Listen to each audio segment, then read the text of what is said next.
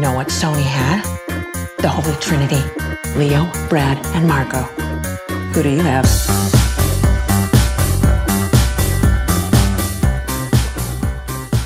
Welcome to Boy Party, the podcast that tackles cinema's most legendary team-ups. Films where two or more major stars share the screen and battle it out for screen time, top billing, the fatter paycheck, and the most acclaim. My name is Lucy Wandaly, and I'm joined, as always, by my lawyer. He's a disgusting creep, but I bring him to the races anyway. It's Shane Kelly. Good evening. You're the Jason Alexander in this. Yeah, Congratulations. I was like, hold on a minute. Just who you want to be Hold in on the a movie minute. Pretty Woman. Yeah. Pretty Woman, not a lot of iconic lines from this film. I feel like for a quote beloved romantic comedy, it's lacking in those like killer, when Harry met Sally moments that people quote. Even How to Lose a Guy in 10 Days has a few of those. I do think the screenplay is not the best. No. Here. I think Gary Marshall is a bad screenwriter. I think there are. No, again, I don't like saying this about older films where like it's full of cliches. Maybe this is where the cliches came from. Yeah, but I doubt it might be. But I suspect, as we observed when watching it, that this film pulls a lot from previous eras of romantic comedy dynamics while losing a lot of what makes those movies special. I think it owes a lot to the Peter Bogdanovich stuff, like What's Up Doc, and it owes a lot to stuff earlier than that, and a lot of the Cary Grant stuff, and it does not have the whimsy or the spontaneity or the kind of fluid comedy of any of those. No, the main quote of this is just the song, but the song's not from the movie. No, it's not. So it's. But I think that's kind of of a song. Yeah, it's what people probably associate with it immediately. I wonder. I haven't watched. I wonder if the trailer has the song in it. I wonder if it has dun dun dun dun dun. If it came out now, it would have like a slowed down remix of the song. Is the piano scene? Well, an iconic. I don't think so. Image in rom-com history. No, I've never heard a single person referencing the piano sex scene in Pretty Woman in any context. Yeah. And yet, I think that this is operating at a level of Halloween costumery, and it's on everyone's list of the best romantic comedies, and it's got a really iconic poster and really iconic pair of characters, and maybe a better comp for it is Bridget Jones's Diary. Can you quote Bridget Jones's Diary? Because I can't. But I know what the character looks like. Yep. I know the outfits that she wears, and I know the relationship she has with the men in that film, and that's kind of everything I could tell you about Pretty Woman if I hadn't seen it. Yeah, I guess I'm a good barometer for that because I just haven't seen the Bridget Jones's Diary. Does she say Dear Diary? I don't know. Bridget Jones. I don't know. If she does, she probably says it in a really annoying way because she's Renee Zellweger and she sucks. But we're discussing a different Richard Gere co-star today. Yeah. Richard Gere and Julia Roberts, the stars of Pretty Woman. And we're going to be crazy. We're going to do everything backwards today, I've decided. Okay. We're going to do a backwards show. Starting with the box office game. We're going to start off with the Letterboxd Top 4 game, then we'll do the box office. Sure. All right. So if you enjoy those parts of the show that aren't about the movie. This completely lines up with the bizarre narrative structure of this film. Which, exactly. So you have a choice of 3 Boy Party favorites for your Letterboxd Top 4 game. Would you like to guess the Letterboxd Top 4 of Tiana Taylor, okay, Lindsay Lohan, or Haley Steinfeld, all of whom have Pretty Woman on their list? Ooh. Yeah. Give me Haley Steinfeld. Haley Steinfeld. All right. So, is Haley Steinfeld in the mix of people who could be in Pretty Woman if it was made today? I suppose so. Maybe. Does she have that kind of... No, she doesn't. Iconography around her. Well, of being I would like, say... Oh my God, this is... She does not have a... Haley Steinfeld's like weirdly too glamorous for this. She does not have any kind of, quote, girl next door quality that Julia Roberts had in the 90s that was the source of her charm. Yeah. I think that Haley Steinfeld is better at playing slightly higher class, and you wouldn't necessarily have her in this kind of like rags to riches story. Yeah, I don't have that much of a sense of Haley Steinfeld's acting career beyond True Grit and Sinners, obviously. Well, you've got, the John Carney movie that we did on this show, Begin Again. Oh, she's a kid in that, though. Yeah, at the age of 17, but she's a kid at most things. She's pretty young. Yeah, she is. Pitch Perfect. And sure. Oh, Haley Steinfeld went way over for favorite films. We'll just go off the first 4. Okay. All right. So, by the way, she's doing this top 4 while sitting beside Shameik Moore, who she had like a famous... Mr. Spider-Verse. Yeah. Oh, what was the crack there? So he was like propositioning her and she was like, no, I'm with Mr. Football. Yeah, something like that. And he would like... He was just embarrassing himself. Yes. like chasing after Was he her. was he posting stuff on a story like Yeah, I think so. I'll get you one day or something? Yeah, I don't know yeah. what I it was. mean, probably normal behavior for a man who has worked with Haley Steinfeld to be exhibiting. No, but- let's not go there. no, now. let's not go there. No. Okay. However, Richard Gere, whatever his relationship with this prostitute is, we'll get to it. Okay, sure. So Haley Steinfeld's got Pretty Woman in her top 4 films. Yeah. One of her other top 4 films I have literally already named on this episode. We're only 5 minutes in. Is it a rom-com? Yes, When Harry Met Sally? correct. Yeah. All right. Then we have a great 1950s classic. Okay. That I honestly respect. A Best Picture winner from the 1950s by a director who was a famous rat McCarthy sellout. Who's Starring this one of the now? greatest actors of all time in one of his defining performances. You haven't seen this movie, but Who's it the is director? Elia Kazan. This is a great film. You haven't seen, but it is a classic. Is this a Paul Newman of sorts? No, or, no. Earlier? Slightly earlier. This is a Brando. Or Brando? This is On the Waterfront. Sure. Great film. Yep. And then her 4 is like normie bullshit. Modern 2000s? 90s man movie. Covered on this podcast. 90s man movie. Yeah, the director. Like Michael Mann movie. No. It's Like not movie Heat. that man like. The director. American Psycho? No, the director is having a fight in public with one of the actresses that he worked with this week over his use of the N-word. Tarantino. This is a Tarantino. Is this and this is Dogs or Pulp- Jackie Brown? It's Pulp Fiction. I literally said we covered it on the show. Excuse me. And then Apologies. after she named those 4, Haley Steinfeld also names Fatal Attraction, The Game, and Red Dragon. Oh, that would have been a way more fun top 4 Sure. to guess. Box office for the Box weekend office. of... Will we do the weekend or the year? What year is it? 1990? 1990. Let's do the year. Yeah, because this made Insane money. amounts of money. So this was the number 2 highest... Oh no, What? the numbers is under maintenance. Yeah, I know, but you'll get this on Wikipedia. I will get that on Wikipedia. Although I did actually look this up while we were watching the film, but I think I've forgotten most of it. The numbers has been under maintenance all week, Okay. which would concern me that it's never coming back. Or they're doing Or just they're like making it look phenomenal. like making it changes. look like it's not from 20 years ago. Oh, we did discuss this. All right, number 1. Okay, so there's one movie bigger than this. I know Home Alone's number 3, right? Mhm. So number 1, Jurassic Park. No, this Oh, this is another film where someone sits behind someone briefly doing an activity. someone sits behind someone. Oh, this is Ghost. Ghost. Sorry, what? Did someone sit behind Richard someone Gere is doing like activity? sitting on top of her in the bath. Oh, right, I missed the bath bit. You missed the bath bit. I was like, but on my it's a phone. very similar thing where he gets Yes. in like on top of her. And Oh, God. his back is to her chest, and she's just like Interesting. wrapped around him. Interesting. That's what people look- were looking for in their. Honestly, that Yeah. that threw me off a little bit. I didn't expect that one. That's weird. So Ghost, yes, I didn't expect Small Spoon, Richard Gere in the bath. Yes, Like, exactly. I don't have any sense of Ghost really outside of that pottery stuff. And Whoopi Goldberg, winner of Best Supporting Actress Yeah, for that fair film. I will check it out. Ghost, insane. What a great year. Number 1 and number 2, Ghost and Pretty Woman. Next up, Home Alone, and yeah, fine. we got a Steve Barron film. Steve Barron, Yep. is like, I think, he's involved in fucking Harry Potter in some way. I don't know. I need to. This start. is an IP. Ooh, so an IP. Probably given the time, there was probably a lot of practical effects in this. So there's like dragons in it, No, other sort of reptilian. but not dinos. You're getting closer. It's like dinosaur-ish. Think smaller. Think smaller reptilian creatures. Yeah, Lizards, snakes, spiders. The You're getting there. Newts, Komodo dragons. Oh, buddy, you're No, I have no you're missing a layup there. I have no idea. Teenage Mutant Ninja Turtles. Is this the first one or Secret of the Ooze? First, it just says First Teenage one. Mutant Ninja Yeah, Turtles. okay. Grand. Haven't seen it. I think Nope. I tried watching it once and I turned it off immediately Just for my didn't- own health and safety. Yeah, made money though. I'm sure it did. It made 35 million less than Pretty Woman. So this probably made the equivalent of Wow. 800 million Wow, dollars. wow. That's actually mental. All of these. I'm actually more blown away by how much money Ninja Turtles made than how much money Pretty Woman made. Yeah. Like, we all know Pretty Woman was a phenomenon. Yeah.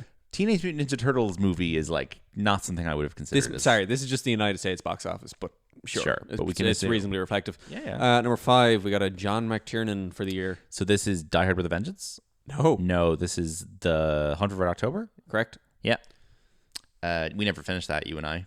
Oh, We put it on we'll after get Mission to it. Impossible. We'll get to We're it. not. I'm not finishing that. It'll be on. It I'll was watch that one so on 40, and I have film boring. 4 on Yeah, my TV. So boring. It's all set in a fucking submarine. We got some Schwarzenegger next. Total Recall. Correct. Yeah, We got some. it's me. Not John recalling McTiernan, the movie. surprisingly. Not John McTiernan. Die Hard 2. Die Hard 2. Yeah, He just didn't come back. he did the third one though. Oh, I did the He third. was too busy making The Hunt for Red October that year. We got the Best Picture winner for this year, I believe. That's so. Or for like Dances with Wolves. for 1991's. So this is what? This isn't What Beats Goodfellas. This is Driving Miss Daisy. Correct. Yeah. Yeah. I'm gonna have to watch that. We're doing and Morgan then Freeman soon. we have got We Threw This On. I think we watched the full thing. You think we watched the full thing? This has some funny stories around it. What the hell? We watched the full We thing. recently discussed the director in the context of someone else having a very similar name to this director, Oh Jesus! but it was bird themed. Warren Beatty. So this is Warren Beatty's movie. Is it Dick Tracy? It's Dick We never Tracy. finished that. Yeah, We never finished Dick Dick Tracy. And finally, we got a Zemeckis third part of a trilogy. It's Back to the Future 3. Correct. Okay, That's our great. top 10. Wonderful. Now, I have heard of every single one of those films Yeah, in that no, top 10. this is a great That time. is a Great time in movie Yeah. history. Actually, not really. None of those films are that great. Anyway, sure, but they are all films that actively get shown they on exist. TV Yeah, pretty yeah. frequently. You're right. They exist because all the TV programmers were teenagers in 1990, and Yeah. they have a nostalgic relationship with those films. Now, for the listeners that get 10 minutes into all of our episodes and turn them off, we do this at the end Yeah, of at every the episode. end of every episode, exactly. Yeah. Gary Marshall directed and wrote Pretty Woman. Nope, scratch that. He did not write Pretty Woman. He directed Pretty Woman, but Pretty Woman was actually written by J.F. Lawton. So I would like to apologize to Gary Marshall for the comment I made about 10 minutes ago Yep. where I said that he was a bad writer. J.F. Lawton, you are a bad writer. He wrote Pretty Woman and then immediately after wrote and directed the Bill Maher vehicle Pizza Man. Oh, jeez. Now, I remember a couple of years ago, I had never seen Pizza Man because it's very hard to track down. But my beloved father informed me that he had found Pizza Man on a strange, dodgy piracy website and said, hey, here's a link to Pizza Man if you want to see it. And I watched it. And This is a fictional movie this starring is Bill the Maher. only film Bill Maher was ever the lead of. Gotcha. When it comes to laughs, he delivers. Pizza Man. From the creator of the smash hit Pretty Woman. Bill Maher is on the poster. He's wearing a Pizza Man outfit. There's a hat and shirt, red, tucked into high-waisted jeans, and he is holding a very tiny gun. This is a movie in which Bill Maher delivers pizza but gets caught up in a crime plot. There is no one else in this movie I've ever heard of. However, it does star an actor called Sam Pancake, and a man called Simon Richards is in the film as Donald Trump. Okay. So Donald Trump and Bill Maher's long, complex relationship dates back to Pizza Man. Does. Of course, takes a detour into Trump suing him for $1 million for saying that his father was a orangutan in the early 2010s. And ultimately culminated with Bill Maher being invited to the White House for dinner, licking Trump's shoes and being a complete fucking cheese sandwich of a man. Yeah. But Sam Pancake's on the other hand. Sam Pancake, though, he plays the kid. Sam Pancake is an American actor. He began his career with small roles, such as in Pizza Man in 1991. his siblings Chet Pancake and Anne Pancake. Okay, so this is and I've actually heard of his sister. The sister is Anne Pancake, and I think my dad has some of her books. Okay. So there you go. Pizza Man, it all ties in together. Oh. I watched Pizza Man about a year and a half ago, and I recall very little about it. It wasn't very good, but the guy who made that wrote Little Woman. Was this an original screenplay? I assume so. I think it was the original screenplay. It's probably based on J.F. Lawton's experiences with the Los Angeles sex trade. Yeah. Don't sue us if that's not true. No. Gary Marshall, though, a filmmaker I really have never had much affinity for. He died in 2016 on the 19th of July. His movie Mother's Day was released on the 29th of April 2016. So he died within 3 months of the release of his final film, which is kind of a cool move. He kept going. Yeah. He Never a dull moment. has a big fucking batch of comedies that he's responsible for, including Overboard, Beaches, This, Runaway Bride, The Princess Diaries, and the sequel. And then he's responsible for the triple header of unofficial holiday movies, Valentine's Day, New Year's Eve, and Mother's Day. Yes. He makes all of those.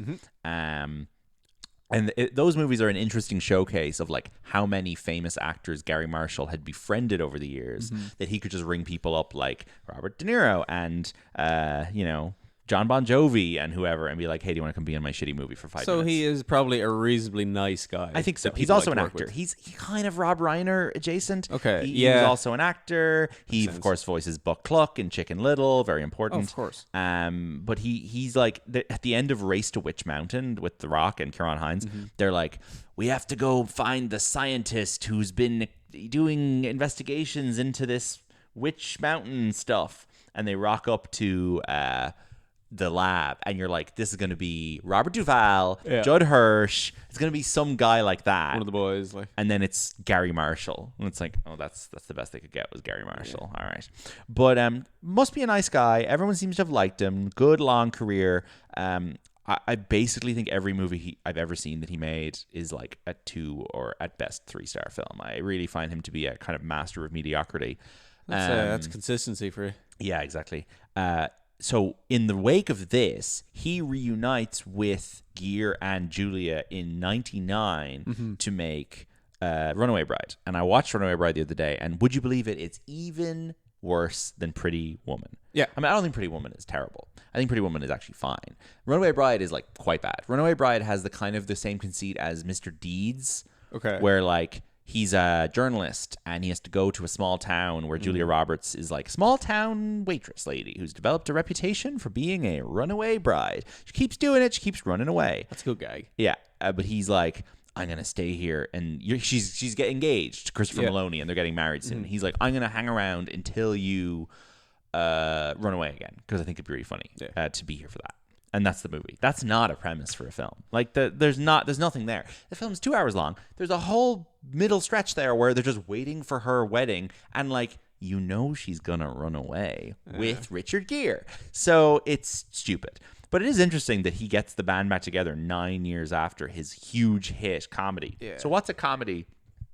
And 9 years ago that we could reunite the cast now for a new movie. So what's a 27? Oh, they stopped making comedies in 2017. Did, yeah. I guess 26. Jesus, there isn't anything. There hasn't been a hit comedy since 2011. We're not in just like peak Will Ferrell period there in 2016. No, that's well before. That's when Will Ferrell is making shit like The House. When's Popstar? Well, that's not 2016. Really yeah. Okay, so if you had the boys from that doing a new movie, yeah, sure.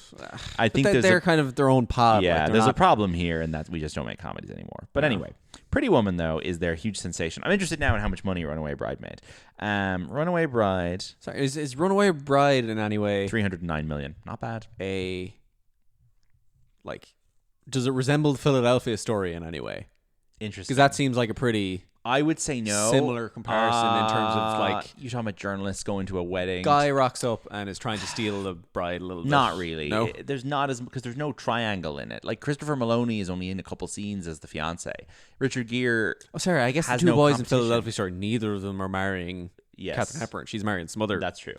Runaway. By the time Runaway Bride came out, Julia had first billing, whereas on Pretty Woman, Gere obviously first. So that's an interesting because she's very early in her career when this comes out. So that's a really interesting thing that happens where we don't see that often. Where in the space of a couple of years, the two stars of a movie flip positions on the poster because Julia Roberts by 1999 was basically the biggest female star ever. Have we had any other flip? Like, is 21 and 22 Jump Street the same order? I would guess so. There's also less of a gap there, right? Sure. I couldn't possibly find you another example of this in real time, so we're just gonna we'll have to sit on that one. Don't worry about it. I do think it's interesting that Julia Roberts throughout the 90s just ascends to this insane position. So we talked about Julia Roberts once on the show, but it was on our Closer episode, which was kind of a dumb episode because you couldn't possibly talk about Natalie Portman, Jude Law, Julia Roberts, and Clive Owen in any depth. Julia Roberts is the name I forget out of that four. Yeah, sure. Well, she makes no impact in that film. She's quite bad in it. But we saw Julia Roberts in person. We did. In October. And it was weirdly, I feel like we were standing, we found out Diane Keaton had died. And then Julia Roberts immediately rocked up dressed like Diane Keaton. Okay. Is that not that? I think that's what happened. It was really weird. And I was like looking at her like, Julia Roberts, you look like you just found out Diane Keaton died. You look kind of grumpy. And then I was like convinced she was going to make a comment about Diane Keaton introing the movie, and then she didn't. But like, my whole sense of seeing her in person is now clouded by like Diane Keaton was on her brain, being on her brain, being on my brain, and she kind of looked like her in that moment. And I guess something clicked in my brain of like, I guess Julia Roberts is like Diane Keaton's kind of successor, which is, I think, maybe giving Julia Roberts a little bit too much credit. But anyway, we didn't really talk about her much then, but Pretty Woman's like her fourth or fifth real movie. Her big breakout role is in a film called Mystic Pizza, which is just an insane title. The fucking Pizza Man. Yeah. What's going on here? Very good. And then after Pretty Woman, you can tell there was one or two movies that were like shot before this came out, because you got Flatliners and then Sleeping with the Enemy. There's a good joke in 30 Rock. Tracy goes, at night I like to relax with my favorite. Is it Tracy or is it someone in? No, it's Coach Steve in Big Mouth. Apologies, because this is Hannah likes to quote this. Yeah, he goes like, my favorite Julia Roberts movie, my favorite Julia Roberts romantic comedy, Sleeping with the Enemy. I believe that the scary man in Sleeping with the Enemy is IFTA winner Patrick Bergin, a man who I have met, who famously wore aviator sunglasses with the United States flag on them to the IFTAs about 12 years ago. I've never heard of this man. You've never heard of Patrick Bergin? Well, let me tell you. Until I worked in the Irish film industry, neither had I. Yeah. Patrick Bergin was like very famous for like 5 years in the 90s. He was in a Robin Hood TV movie, and then he was the villain in Patriot Games, the villain in Sleeping with the Enemy. He basically seems to have gotten a career almost exclusively out of the run of scary IRA guys that were being cast in thrillers and action movies in the 90s. Okay. Because suddenly the bad guy in every Harrison Ford movie was an Irish guy. Yeah. Because the IRA was the primary terrorist thing in the news. It's pretty funny. Right? Yeah. So there's like multiple Harrison Ford movies about the IRA, multiple, I assume, Stallone movies about the IRA. I'm just guessing here. I'm sure people 10 years older will be able to correct me on this. Sorry, Patrick Bergin got a couple of those parts. Is Patriot Games an IRA thing? Exactly. Yeah. Correct. Patrick Bergin's last action movie role that I'm aware of was in the Michael Flatley movie Blackbird. I was about to say a couple of minutes ago, is he in Michael Flatley territory now? Yeah. And he also starred in the film Sunflowers that was out. Yeah, the American flag and the glasses is a real tick off to that, like, you're in cahoots with Michael Flatley. Yeah, exactly. We've gotten derailed. Yeah. Julia's 90s also includes playing Tinkerbell in Spielberg's Hook. Gosh, she's in a movie called Dying Young. That sounds like a hoot. Pelican Brief. A title you got mad at and then found out the meaning of. No, I didn't get mad at it. I was like, can I include that on my list of names where something is made up and like... You would think the Pelican Brief is a boy party, but Denzel is not on the poster. Weird. His name is, but it's a big picture of Julia Roberts, and then he's like tiny down the bottom. She's first billed. She's definitely first billed. Yeah, that's interesting, isn't it? I mean, but I think we cannot underestimate Julia Roberts' star power in the 90s. I seemingly do. Yeah, I don't have that much of a sense of Julia Roberts. Female star that's come close is probably Jennifer Lawrence, 2012 to 2016. That's probably the closest thing. Where like there was nobody Jennifer Lawrence could have been in a movie with in the 2010s that she would have been second billed, except maybe Tom Cruise. No, but the Leo thing came later.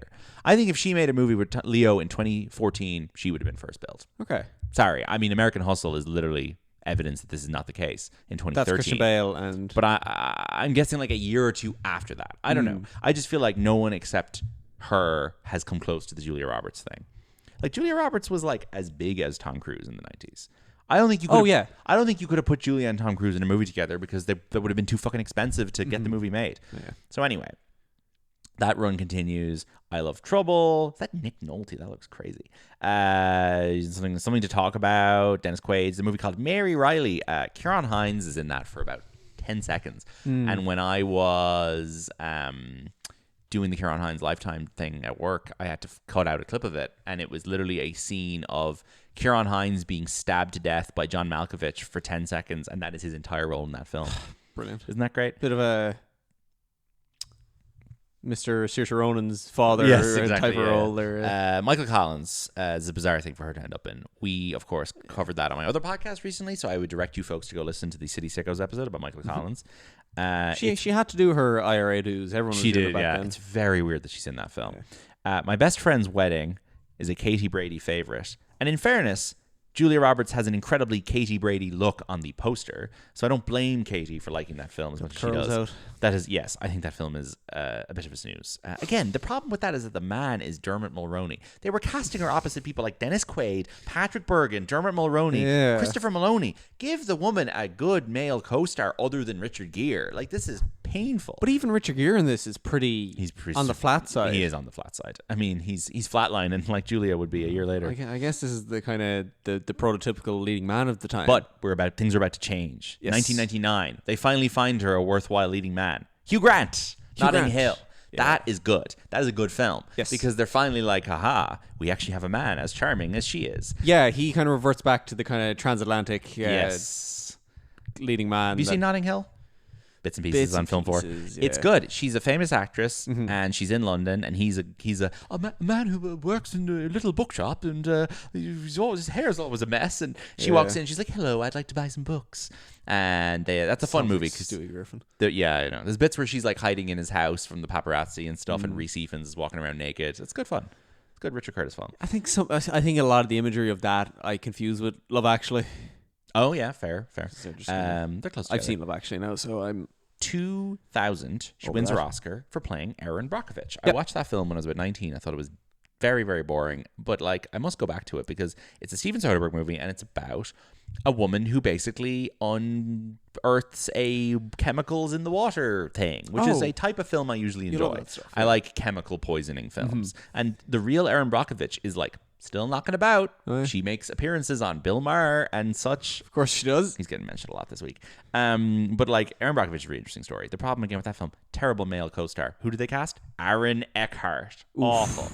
Then she's in a movie called The Mexican with Brad Pitt, which is is that fucking Gore Verbinski or something? Yeah, that's Gore Verbinski movie. And that is the first ever film released by fucking DreamWorks Pictures, and it's like some sort of like Mexican like Jesus Christ. But you gotta. I don't have my pick it up here. Yeah, I don't know. Okay, we won't talk about the Mexican. America's Sweethearts is her and John Cusack, and they are like a famous actor married couple, and their divorce separation has to be hidden by their publicists. Yeah. And the publicists are played by Billy Crystal and Catherine Zeta-Jones.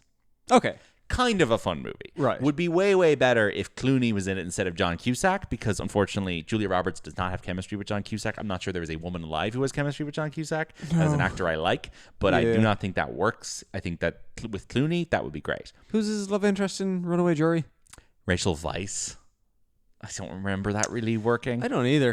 Ocean's 11, though. That's good use of Julia. Finally, her and Clooney are in a movie together. Thank Is she in Ocean's God. 11 or just Ocean 12? She is in 11 and 12. Who is she in 12? Who's she in? What? She's the same character in both movies. Sorry, I have... What are you talking confused about? Myself with the gag in Ocean's 12. Yes. That she is not... a character in Ocean's 11. Yeah. And in Ocean's 11, she plays that character, and she also plays Julia Roberts. We were like characters in Ocean's 12 when we went to the London Film Festival watching Julia Roberts walk past at a premiere. It was like, this is just like Ocean's 12. This is just like Ocean's 12. Mona Lisa Smiles is a boring Mike Newell film. Closer, we've already done. Ocean's 12. She's in The Ant Bully. She's in Charlotte's Web. Our girl is looking for money at this point. Paychecks. Give me the money. Charlie Wilson's Wars, the Aaron Sorkin, Mike Nichols movie with Hanks and Philip Seymour Hoffman. Duplicity is Gilroy's follow-up to Michael Clayton, and it is not good. And it's her and Clive Owen reuniting after the relationship. That's a good name for a film, though. Duplicity is a great name for a film. Yeah, like you might like Duplicity. Duplicity is like, what if the Michael Clayton guy made North by Northwest, but it was shit. And Clive Owen was in it. Eat, Pray, Love. I've never seen. Ryan Murphy directed Eat, Pray, Love. People forget that. Her, it's Javier Bardem. She's eating, she's praying, she's loving. I feel like that film's become like famously reviled. I think Eat, Pray, Love did enormous damage to Julia Roberts' career because as much as it was probably financially a success, I don't think anyone ever took her seriously again after that. And maybe that was already happening before Eat, Pray, Love, but that was kind of the end of the road for her being taken seriously. Larry Crown, she's in with Hanks, which he directs, which is a very bad film. Mirror, Mirror, she plays the evil queen to Lily Collins' Snow White. She's in Tracy Letts adaptation, August Osage County, which she gets an Oscar nomination for, with her and Meryl Streep. I mean, it's fun that her and Meryl Streep finally made a movie together. She's in Ryan Murphy's HBO AIDS drama, The Normal Heart, with Mark Ruffalo and Jim Parsons and stuff, which is very good. I don't remember what she does in it. And then Money Monster. Yeah. We might do an episode on that We're someday. back. This is back Perry McClooney again. It is, but it's like kind of a useless casting because she's never in the same shot as him. But she's only talking to him the whole time, and they're not in the same room. And I feel like that's a really waste of Julia Roberts. But it's good crack, single concept. Yes, film. I wish I liked that film more than I did. She reunites with Clooney again in 22 for Ticket to Paradise, which is also really disappointing. I don't think people know how to use them. And like that's from the director of Mamma Mia 2. People had really high expectations. I almost went to see that in the cinema, and then I didn't. When I eventually watched it, I was like, this is crap. Caitlin Dever's playing their daughter in it. They're like a divorced pair who have to get back together to like be at their daughter's tropical. But that really seemed marketed to me as a, look, this is what we used to do, and we're doing it again. But it's about as mediocre as like the Gary Marshall movies we're talking about today. Runaway Bride, Pretty Woman. Maybe that's the problem. We don't need to recreate the mediocre Gary Marshall. Like her biggest hit of the last 15 years is the movie Wonder about the deformed child. That's like the biggest hit she's been in. That is a huge success. Ben is back. Great performance. Her and Lucas Hedges. Sure. We talked about that on the Beautiful Boy episode. She's very, very good. She also starts doing TV with Sam Esmail, the creator of Mr. Robot, who she seems to have a great relationship with. She did a season of what's that show called? I don't know. She plays like a therapist in some. It's not fucking Honeymoon, or it's got some one-word title. And then she does Gaslit, which is a Watergate show, and then she stars in his film Leave the World Behind. Oh yes. And I don't remember her doing anything particularly exciting in Leave the World Behind, but I know you like that film more than me. She's all right in it. She is okay in that. Not again. I don't have a overly positive feelings towards Julia Roberts, and I think it is just a result of watching her in mostly not very good films. Yeah. Well, Leave the World Behind is paired with Ethan Hawke, which is fun. That's fun. It feels like a complete mismatch of energies. I know. And Mahershala and Mayala from it is Mayala. Yeah. So she's reteaming with Sam Esmail for a new film that's coming out next year called Panic Carefully, described as a paranoid thriller about a hunt for a cyber terrorist. This is the cast: Julia Roberts, Eddie Redmayne, Elizabeth Olsen, Brian Tyree Henry, Joe Alwyn, and wait for it, Aidan Gillen. Yep, that sounds great. It does. I like Sam. I hope the entire thing takes place on computer screens. Yes, exactly. After the Hunt, she's fucking dreadful in that. Terrible performance. Shocking. She got a Best Phillips Performance nominee. Terrible film. She's really bad in it. Yeah. She then did the narration for the Irish TV show Leonard and Hungry Paul, which was just nominated for Best Drama at the IFTAs. She's the voiceover for it because she liked the book. Bizarre. Isn't that weird? So that's Julia Roberts. And apparently she's coming back for Ocean's 14, which David Leitch is meant to be directing. What? When did David Leitch take over Ocean's 14? I thought that Mr. Conclave was doing it. Oh, no. I hate David Leitch. And they're doing a My Best Friend's Wedding sequel. No interest. But would you rather that or a Pretty Woman sequel, though? I mean, how do you do Pretty Woman sequel? A reboot or like you do like a younger generation. Julia Roberts runs an ethical woke brothel, and she's got a younger female employee played by Mikey Madison. Yeah, and it's Anora, and Sean Baker directs it, and it's Anora 2 and Pretty Woman 2, and it's called Pretty Anora 2. So we do eventually have to talk about this boring film. I was going to say, are we just doing this in complete reverse? Yeah. I'll run through the plot quickly. Yeah. He's Richard Gere, billionaire. Is he a billionaire? The description says he's a billionaire. Wow. Sorry, he's a corporate raider. That's what he's described as here.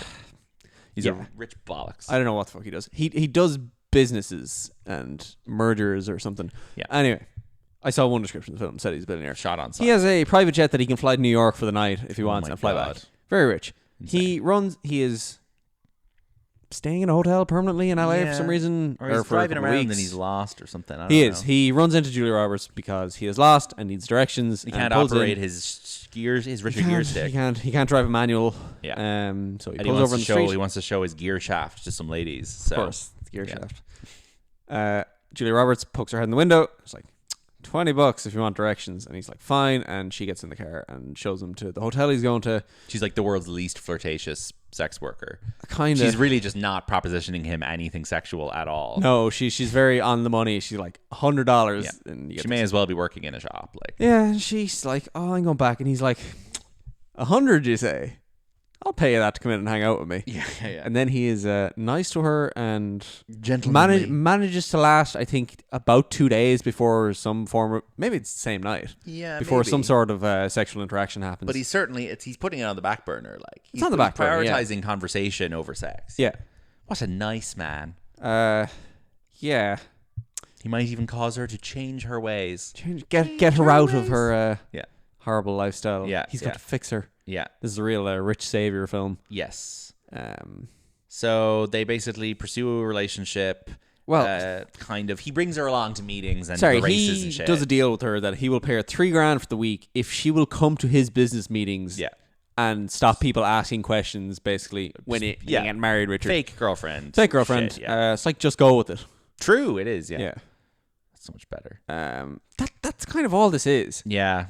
The only kind of like hard hitting moment in this I found was at a certain point he says to her kind of at the end of the second act, like, I never treated you like a prostitute. Yeah. And she goes, you just did. Uh-huh. And it never goes beyond that, kind of assessing the dynamic of power and payment for service and completely uninterested in the darker or more grim side of what's going on between them. Incredibly, very, very, very like this is kind of this is in Love Actually territory where all the romantic dynamics are kind of insane. Yes, where whatever, like, what is it? Hugh Grant in Love Actually? He's like firing his assistant because she's overweight. Yes, and like just weird kind of. Why do people latch onto these rom-coms as these incredibly romantic stories when a lot of it is just being mean? It's crazy. It is. I don't get it. I can't psychoanalyze people that I'm not even that close with, but I guess there's a type of person who does kind of long for the days of very traditional gender roles. Maybe. And films like this provide them with that. People don't want to deal with the relationship with Yura Borisov and Anora. That's weird. You have to do thinking there. This is like, I wish that a rich man would sweep me off my feet. Oh, there are several and blah blah blah, and it's fairy tale analogies used pretty explicitly throughout this. Exactly, it's a modern fairy tale, and there is a type of person who likes to, I believe, operate their brain in a very simple world that traditional gender roles allow, and that is what 90s films like this accommodate. Now, I am the last person who likes to fucking woke scold films. Like, and I'm not going to do it here. But there's a lot of potential for it. Yeah, there's a lot of potential for it that I feel like is even maybe in like Wuthering Heights and stuff. In these kind of rom-com things, they're kind of given a pass. Yes, and it's a little bit confusing. Like in a modern context, your modern image of a billionaire, taking a prostitute off the street. And when was the last time a billionaire was the romantic lead in a rom-com of any kind? Like, I don't know. Mr. Deeds? I don't know. Is Glenn Powell a billionaire in Anyone But You? No, not even close. No. He's just a guy. He's like a wannabe billionaire in How to Make a Killing. Which Anora obviously is your... Yeah, Anora is like completely shifted perspective in that, where the billionaire is like a adolescent jackass. Like, but it's the same. It is the same. Theme, functionally. Absolutely. Or same plot, functionally. Oh, 100%. Yeah, it's interesting. Yeah, I'm surprised Anora wasn't pitched more at the time as like Pretty Woman for a new generation, because I didn't hear Pretty Woman being mentioned at all around the release of Anora, even though Anora is like the most successful film with a prostitute as a main character since that, you know. I'm trying to think. I feel like there was another I'll Pay You to Be My Girlfriend for a While film on the go there. There's a few Sandlers like that. There's a few Will Ferrells like that. I don't know. And Vince Vaughn's probably. Anyway. Sure. So it's not super interesting. But Gary Marshall had initially considered the following actors for the role of Edward. Okay. Christopher Reeve, Kevin Kline, Denzel Washington, Daniel Day-Lewis. Fuck off. Denzel Washington, I actually think this film becomes much more complicated if the man is black and the woman is white. I agree. You can't do that. The woman would have to be black, or it would open up a whole new realm of 90s social awkwardness in terms of the roles there. And the script would have to acknowledge that fact. Like, we just watched Jungle Fever. That's a film about that kind of relationship. Was I here when you were watching Jungle Fever? You were in and out. The one with Wesley Snipes, the Spike Lee movie. Oh, yeah. With the crazy Italian dad screaming and shouting at his daughter. Yeah. Sure. Albert Brooks turned it down. Sylvester Stallone, Tom Berenger, Christopher Lambert, Al Pacino, Burt Reynolds all turned it down. Pacino went as far as doing a casting reading with Roberts before rejecting the part. Sam Neill, Tom Conti, Charles Grodin tested for the part. I think having Pacino in this would completely change wouldn't it? I think it would completely up the comedic stakes. Yes, that's true. Which would improve it. Yeah. Noticeably. He couldn't be as flat as Gere is in this. Gere initially refused, but when he met with Roberts, she persuaded him and he eventually agreed to play Lewis. Gary Marshall took him aside and said, no, Richard, in this movie, one of you moves and one of you does not. Guess which one you are. So I think it's Gary Marshall's fault that he's flat in this. He was telling him to be passive and let her be the exciting, colorful presence. Yeah. Roberts was not the first choice, and Disney didn't want her. Many other actresses were considered. Karen Allen, Molly Ringwald, Winona Ryder, was too young, way too young. Jennifer Connelly was dismissed for being too young. Emily Lloyd, Drew Barrymore, Patricia Arquette, Brooke Shields, Uma Thurman, Kristen Davis, Meg Ryan turned it down. Mary Steenburgen, Diane Lane. Michelle Pfeiffer turned it down, didn't like the tone. Janice Dickinson dropped out. Daryl Hannah thought it was degrading to women. Jennifer Jason Leigh had auditioned. Valeria Galino was not selected because of her thick Italian accent. Leah Thompson auditioned as she thought the film was a drama. That's Zoe Deutsch's mother. All other actresses turned down the role. 21-year-old Roberts, a relative unknown with only the hit Mystic Pizza, won the role. Blah blah blah blah blah. So it insanely young in this. It sounds insanely young. It sounds to me as though Julia Roberts deserves a lot of credit for gambling on this movie that turned out to be a massive hit. When every other actress that they wanted seemingly didn't want to do it. So fair play to her. I hope she's gotten a lot of money in royalties over the years. Probably not, but look, she's wealthy anyway. But it sounds as though she really, was the only person who kind of saw the potential here.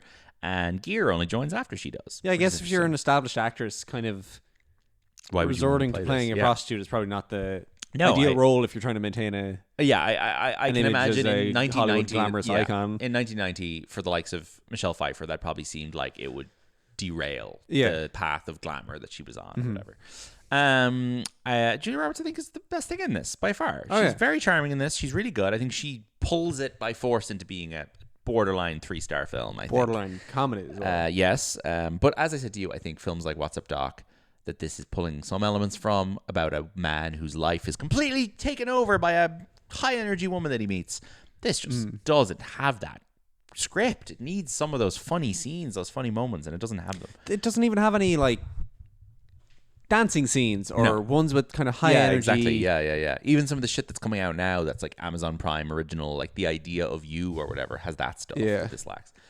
Richard Gere, though, quite flat in this, but I do like him in general. Although I think what Richard Gere is, I like Richard Gere as like a guy.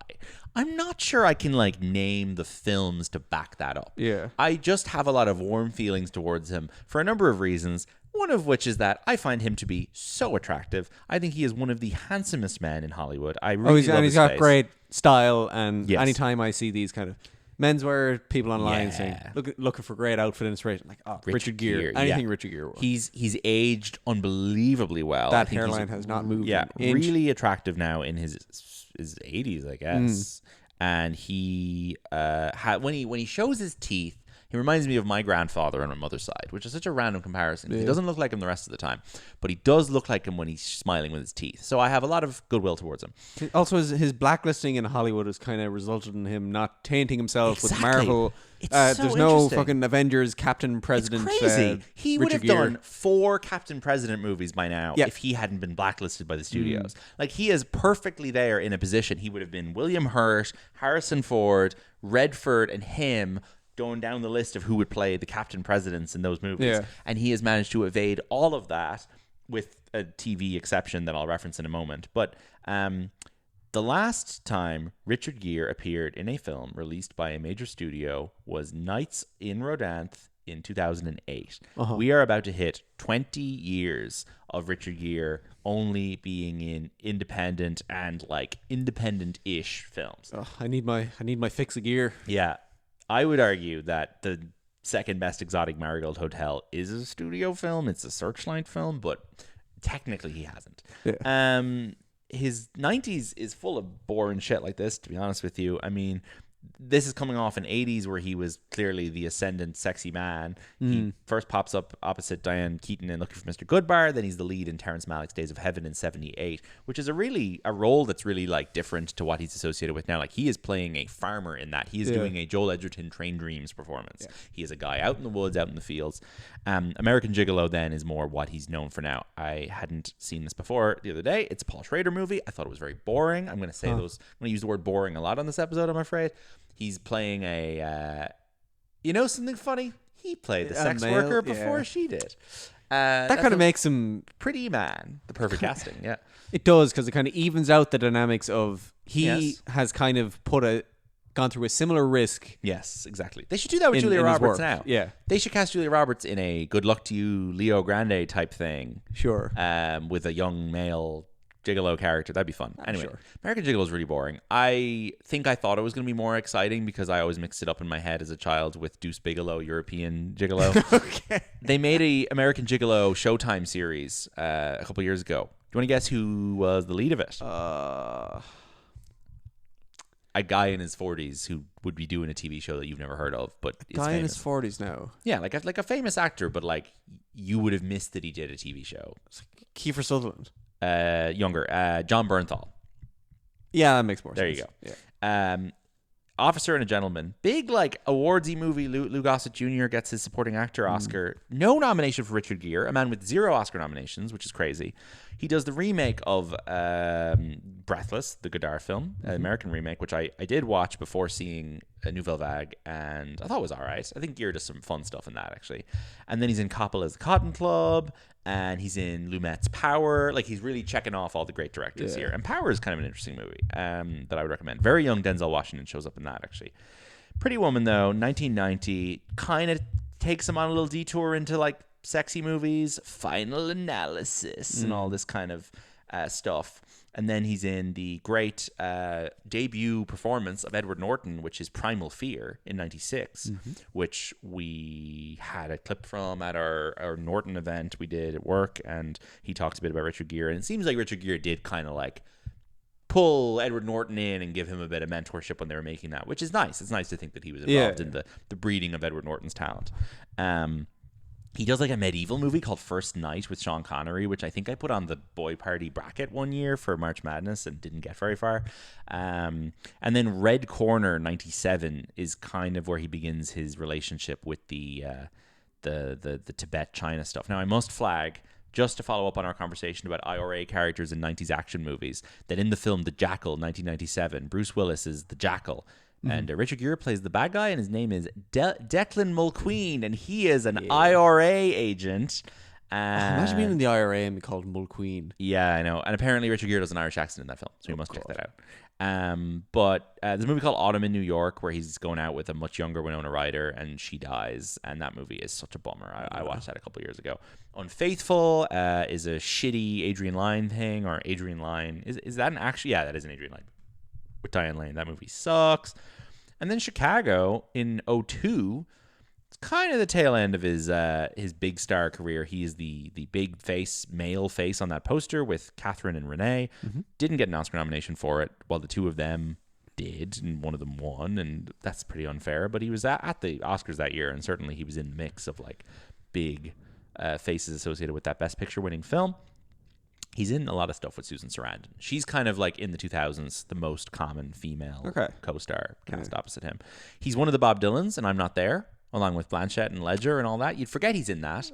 Yeah. Bale, Ledger, Blanchett, him, Ben Whishaw.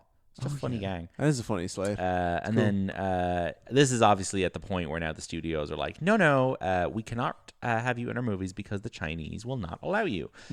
He becomes very, very passionate about the Tibet China situation. He becomes chairman of the board of directors of the International Campaign for Tibet, and he's basically he is to Tibet what I guess like Mark Ruffalo is to Palestine. He's like the one guy in Hollywood who speaks up about this thing. Adds a few more. Is it maybe in the wake of him, but he seems like he was really ahead of the curve on this, and deserves a lot of credit for that. He went up presenting Best Art Direction at the Oscars 3 years after Pretty Woman and started talking about the Chinese government, and the Oscars were like, absolutely not, never again. And he led a big boycott of the Olympics in 2008, but he's also very invested in AIDS awareness, goes to loads of events about that. Like, he's giving out about George Bush, giving out about the Iraq War. In 2017, Gere criticized Benjamin Netanyahu's policies on the Palestinians and Israel's expansion of settlements in the occupied West Bank. Whoop. Seems like a cool guy. Yeah. I have a lot of time for him as a result of all this. But he basically just starts a crazy run of independent films, some of which are pretty good, some of which I've never seen. He doesn't get into like Redbox territory at all, no, does he? Not a little bit. A little bit, not too much. Still I don't think he's not stuck for cash. Yeah. He works with interesting filmmakers. He does this movie Arbitrage, which I watched yesterday, which is a kind of margin call-y type thing, but like you wouldn't like it. It's not about the financial stuff. It's just that he's a financial guy who kills a woman in a car crash, and then they're investigating the car crash, and he's worried about getting caught. It's shite.